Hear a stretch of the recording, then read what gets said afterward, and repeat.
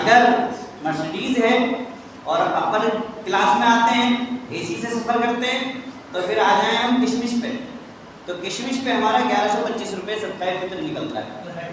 ہاں جے پر ہے اس سال، ہر سال کے لیے نہیں ہے، اس سال کے لیے.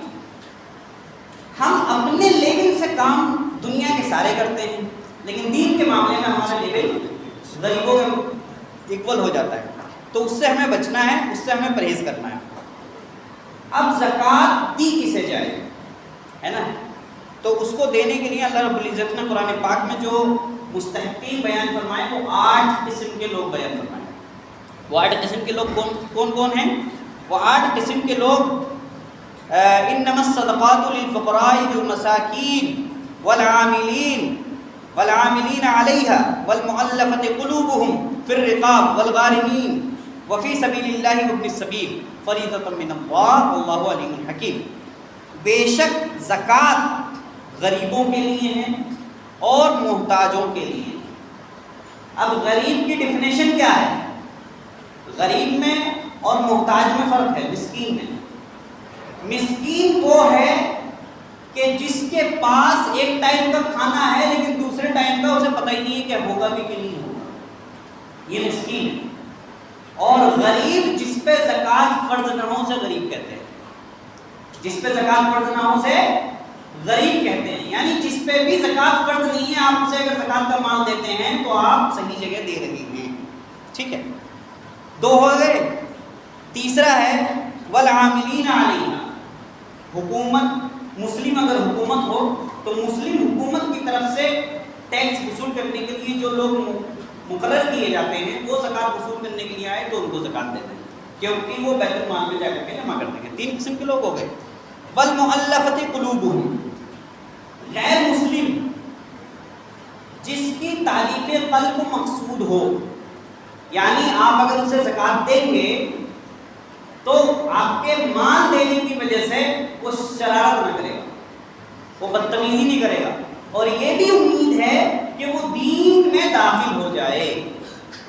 تو ایسے شخص کو بھی زکوٰۃ دینا جائز تھا، لیکن حضرت عمر فاروق اعظم کے بعد ان کے زمانے میں اس کو پر روک لگا دی گئی. وہ جو کنڈیشن تھی، اب علماء جو فیصلہ کریں گے وہ ہے، لیکن اب بھی فی الحال ان لوگوں کو زکوٰۃ نہیں دی جا سکتی. وفی الرقاب یہ ہے کہ انسانی گردنوں کو غلامی کی زندگی سے آزاد کرانے کے لیے، یعنی کوئی غلام ہے تو پہلے لوگ غلام ہوا کرتے تھے، تو ان لوگوں کو آزاد کرانے کے لیے زکوٰۃ کا مال اس کے مالک کو دے کر کے اسے آزاد کرا دیجیے. کتنا شاندار نظام ہے اسلام کا، سوچیے. یعنی آزادی کا نظام ہے، لوگوں کو غلام بنانے کی تعلیم ہی نہیں دیتا. پھر اس کے بعد جو لوگ قرض میں ڈوبے ہوئے ہیں ان لوگوں کو زکوٰۃ دے کر کے انہیں قرض سے سبکدوشی دلواؤ، ہے نا، تو ان کو بھی زکوٰۃ دی جا سکتی ہے. دی. پھر وفی سبیل اللہ، اللہ کی راہ میں، اللہ کی راہ میں جو جہاد کرتے ہیں، ہے نا. اب جہاد کے جو آلے، پہلے جہاد کے آلے کیا ہوتے تھے؟ گھوڑے وغیرہ، ہے نا. لیکن اب کنڈیشن بدل گئی، جیسے زمانہ بدلتا ہے معاملہ ویسے بدل جاتا ہے. نبی کریم صلی اللہ علیہ وسلم کے پاس 4 فور ویلر تھی. آپ کہیں گے حیرت کی بات ہے 4 فور ویلر تھے. ارے نبی پاک صلی اللہ علیہ وسلم کے پاس 4 بہترین اونٹنیاں تھیں، یعنی آج کے دور کی 4 بہترین فور ویلر تھیں. تو زمانہ جیسے بدلتا ہے معاملات ویسے بدل جاتے ہیں. پھر وابن السبیل، جو مسافر ہو، سفر میں بیچارہ پھنس گیا. پچھلے سال لاک ڈاؤن میں بھی تو لوگ پھنسے، تو لاک ڈاؤن میں لوگ پھنسے، سفر میں پھنسے. سفر میں پھنسنے والا اگرچہ اپنے گھر میں ارب پتی ہے، مگر سفر کی مشکل کی وجہ سے اس کو زکوٰۃ دی جا سکتی ہے. لیکن جب سے گوگل پے اور فون پے آئے ہیں تو ان لوگوں کے لیے بہت آسانی ہو گئی ہے. ان کو زکوٰۃ نہ دو گے تب بھی چل جائے گا، کیونکہ یہ کہیں بھی ہندوستان میں نہیں بلکہ پوری دنیا میں کہیں بھی پیسہ منگوا سکتے ہیں. اب یہ 8 قسم کے لوگ ہوئے، ان کو دینا ثواب ہے، صرف ثواب ہے. قرآن کہتا ہے ذوی القربا، جو آپ کے قرابت دار ہیں ان کو دینا دونا ثواب ہے. ان 8 قسم کے لوگوں کو آپ ڈھونڈیں گے اور جو قرابت دار نہیں ہے یعنی آپ کے رشتے میں نہیں آتے تو آپ کو 1 گنا ثواب ملے گا. لیکن اگر آپ کا بھائی ہے، اب میں آپ کو بتا رہا ہوں کتنی ہمارے دماغوں میں اور ہماری زندگی میں اور ہماری رسموں کی دنیا میں عجیب عجیب مسئلے پیدا ہوتے ہیں، ہم نے اپنے دماغوں میں بٹھا لیے ہیں. بھائی کو زکات نہیں دے سکتے، بہن کو زکات نہیں دے سکتے. یار اگر حقدار ہے تو دیا جائے گا. ایک تو زکات دینے کا ثواب ملے گا، دوسرا جو ہے صلہ رحمی کرنے کا ثواب ملے گا، ڈبل اجر ملے گا.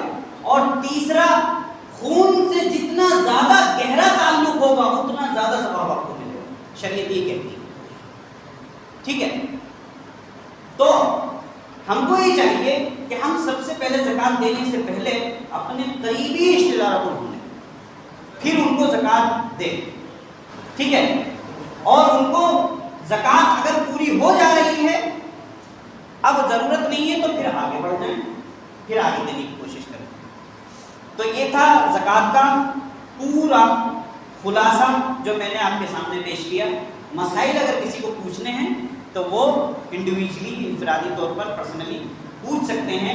لیکن جو چیزیں ہمارے سماج میں ایک رسمی طور پر پھیلی ہوئی ہیں، ہم کوشش کریں ایک قدم بڑھائیں ان کو ختم کرنے کی اور ایک اچھا نظام بنانے کی. زکات باپ کو نہیں دی جا سکتی، دادا کو نہیں دی جا سکتی، پردادا کو نہیں دی جا سکتی، اپنے بیٹے کو نہیں دی جا سکتی، بیٹے کے بیٹے کو نہیں دی جا سکتی، اس کے بیٹے کو نہیں دی جا سکتی. یعنی نیچے تک جتنے بھی ہوں ان کو نہیں دی جا سکتی، اور اوپر تک جتنے بھی ہوں ان کو نہیں دی جا سکتی. اس کے علاوہ بھائی بہن رشتہ دار جو بھی ہوں ان سب کو زکات دی جا سکتی ہے. تو مدرسے کی رسید کھٹانے سے پہلے آپ اپنے پڑوسیوں کو، ارے نبی کریم صلی اللہ علیہ وسلم نے کیا ارشاد فرمایا ہے کہ اگر تمہارا پڑوسی بھوکا ہے اور تم پیٹ بھر کے سو رہے ہو تو پوری رات حرام کام میں مبتلا رہو. یعنی پوری رات اللہ کے فرشتے تم پہ لعنت برسائیں گے. تو جب پڑوسی کا یہ حال ہے تو اگر تمہارا بھائی پریشان ہے، اگر تمہارے چچا پریشان ہے، اگر تمہاری بہن پریشان ہے، اگر تمہارے رشتہ دار پریشان ہے تو کیا حشر ہوگا؟ ان کے بارے میں سوال نہیں ہوگا. بہت بڑا معاملہ ہے صلہ رحمی کا. نبی کریم صلی اللہ علیہ وسلم نے ارشاد فرمایا ہے کہ جو رشتہ توڑتا ہے کل قیامت کے دن رشتہ کھڑا ہو جائے گا اور کھڑا ہو کر کے اللہ رب العزت کی بارگاہ میں اپنا مقدمہ دائر کرے گا کہ اس نے رشتہ توڑا تھا. جب تک یہ معافی نہیں مانگ لیتا تب تک جنت میں نہیں جائے. تو رشتوں کی بہت اہمیت ہے، ہم رشتوں کو نبھانے کی کوشش کریں. اور یہ غلط فہمی ہمارے دماغوں میں بیٹھی ہوئی ہے کہ ہم زکوٰۃ حقدار ہوتے ہوئے بھی نہ لیں. یار جس کا حق ہے اس کو لینا جائز ہے، بلکہ مستحب ہے ضرورت پڑنے پر، ورنہ پھر آپ چوری میں، چماری میں، ڈکیتی میں مبتلا ہو جائیں گے. تو حق لینا جائز ہے، ضرورت پڑنے پر مستحب ہے. اور اگر حق نہیں لیتے آپ اور گناہ میں مبتلا ہوتے تو ڈبل گناہ کریں. تو جن کو زکوٰۃ حقدار ہے تو وہ بلا جھجک کہہ دے کہ ہاں مجھے زکوٰۃ چاہیے اور مجھے زکوٰۃ دو، لیکن ضرورت سے زیادہ نہ لے اور بھی دوسرے بنائیں. اللہ تبارک و تعالیٰ ہمیں صحیح معنی میں دین اسلام پہ عمل کرنے کی توفیق عطا فرمائے. استغفر اللہ. مشنری ہے اس کی جگہ مشنری پہ زکوٰۃ نہیں ہے، بلکہ جو آپ کا رو میٹیریل ہے اس پہ زکوٰۃ ہے.